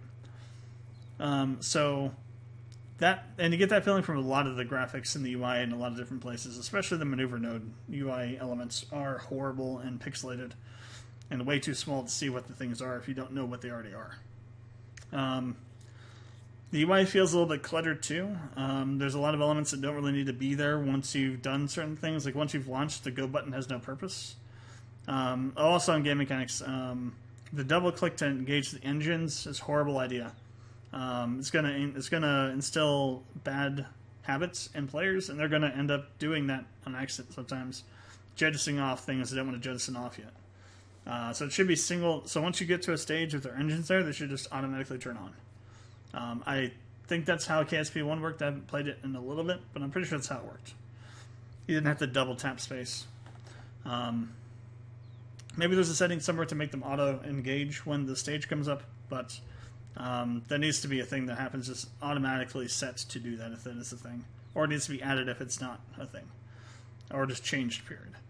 The UI feels like really cluttered. The nav ball being on the side instead of the center is really off-putting because you're looking over at this side of the screen and there's a bunch of other information all over the place on the other half of it that you can't see very easily unless you're looking there. So if the nav ball is in the center, you get it puts your center view there, and then on the peripheral you can see all the other information. Maybe not clearly and easily, but you can see it and what's going on. Over here though, you lose a lot of what's over on here, at least like the same kind of peripheral vision on it. So I don't like the fact they moved the nav ball over there. It should be center screen at the bottom. I do like some of the things they did, like the burn down timer was kind of interesting. I think the SAS controls could be done differently. Because it's really confusing right now as to what does what. Just put them all in the same component and make them all, interact the same way. The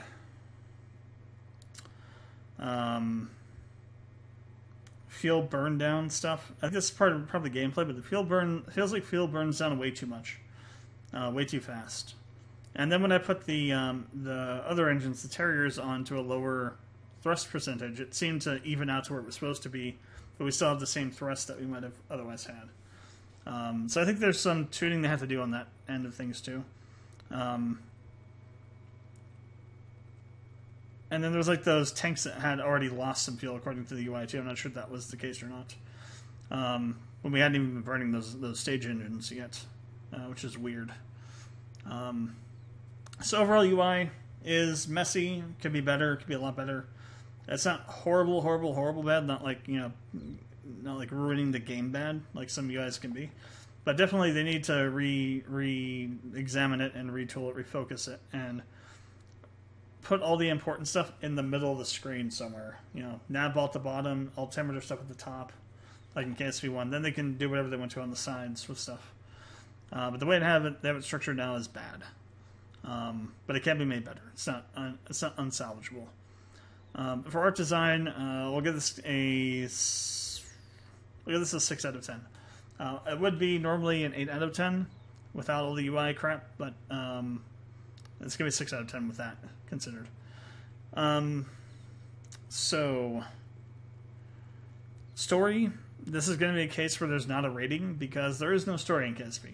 KSP is a sandbox game. The closest you get to a story is career mode. That isn't in the game yet, and career mode isn't even really a story anyway. It's just a series of missions you undertake and try to complete within a certain set of constraints. There is no story there. So there's no reason, there's no reason to rate the story for this game. So it's going to be a not rated one. Same as like what we did with Lost Ruin. Didn't have that either. So overall, overall, this game I'm going to give a 6 out of 10.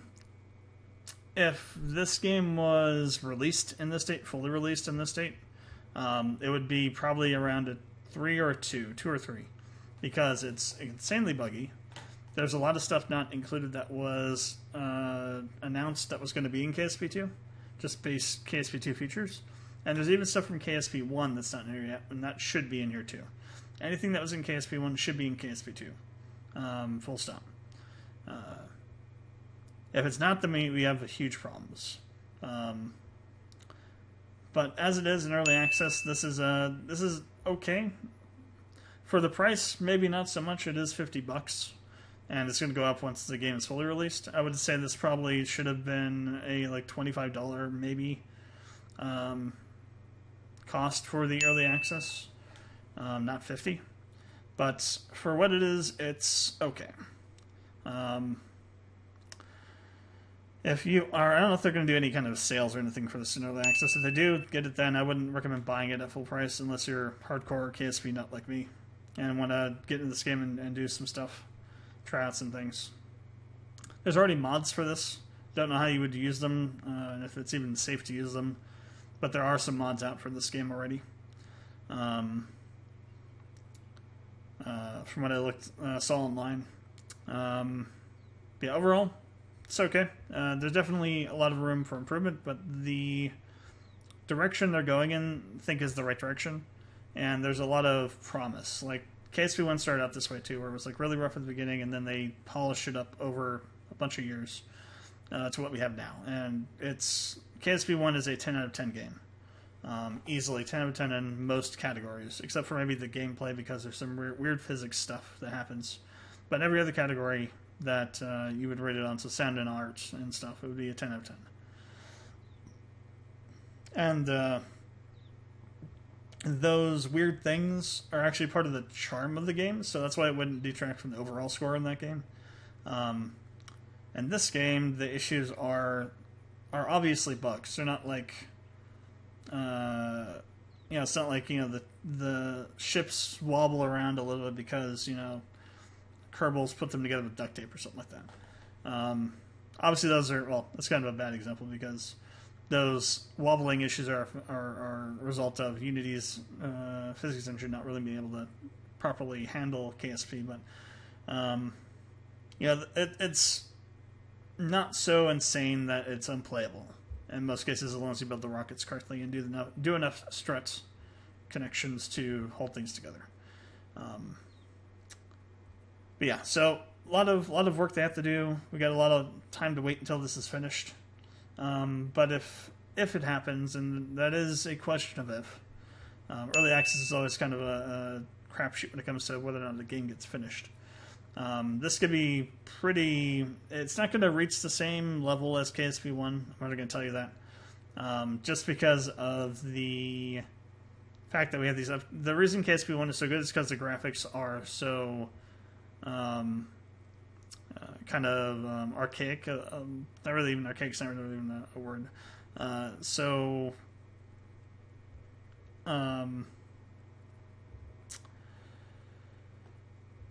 Artistic focused. They're not realism focused. Like the graphics in this game are more aimed to be more realistic than KSP1, and because of that, we're going to have some limitations that are going to cause problems, right? With like hardware specs and things, because of the nature of what this is and the graphics they're trying to go for. So it's not going to reach the same quality as KSP1, but it will have more stuff than KSP1 does in it, and then the mods are going to add even more things. And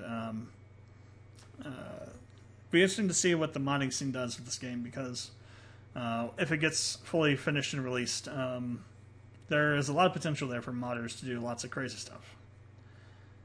But yeah. So I digress. Spend a little bit too much time on this wrap up here. So the next game, I don't know what it'll be. It'll be something. I haven't decided what it'll be yet. I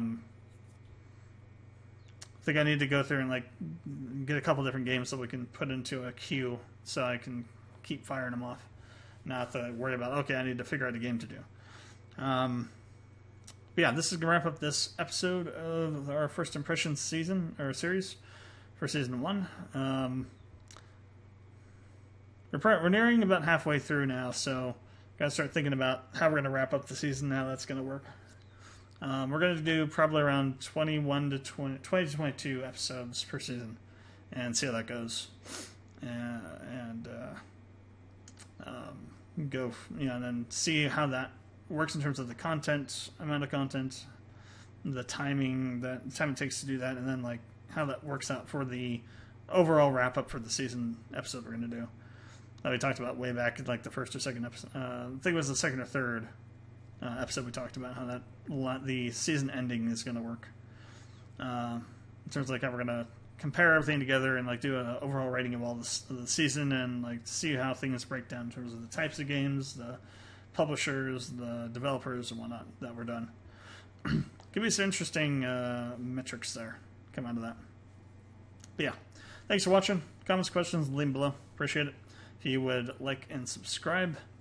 And I will catch you guys in the next episode. Until then, this is LMP Games, and I will catch you guys later.